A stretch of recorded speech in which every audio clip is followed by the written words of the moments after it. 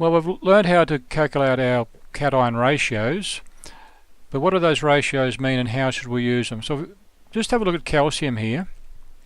The comment against that is calcium as a percentage of the cations on our exchange complex should be as high as possible, but a low ESP, exchangeable sodium percentage, or sodium percentage of cations, is more critical to soil structure.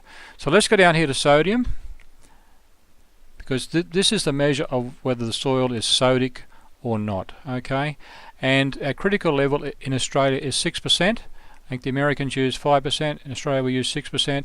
If it's 6% or less, it indicates a non-sodic, non-dispersing soil. So ideally that's the sort of soil we want, a non-sodic, non-dispersing soil.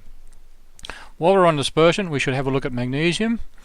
And the definition of a magnesic soil is one with where 25% or more of the cations are taken up by magnesium.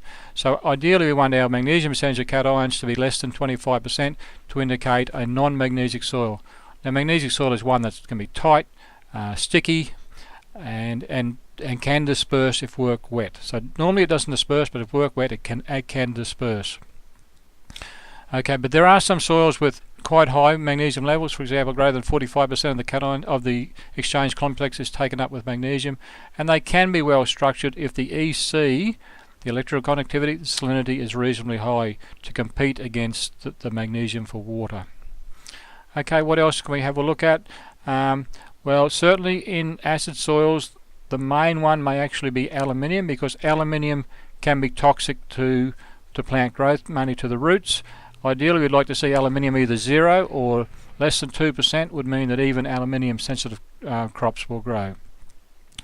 Okay, so if aluminium was 13% like we had in that previous example, then that's going to affect a lot of crops with a direct toxic effect.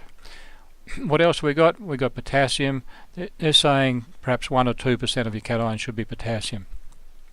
So that comes back to calcium and magnesium. A lot of people rely on the calcium-magnesium ratio as their prime determinant of soil structure. We'd rather see you run through the process we've just been. Look at the sodium, look at the magnesium percentage.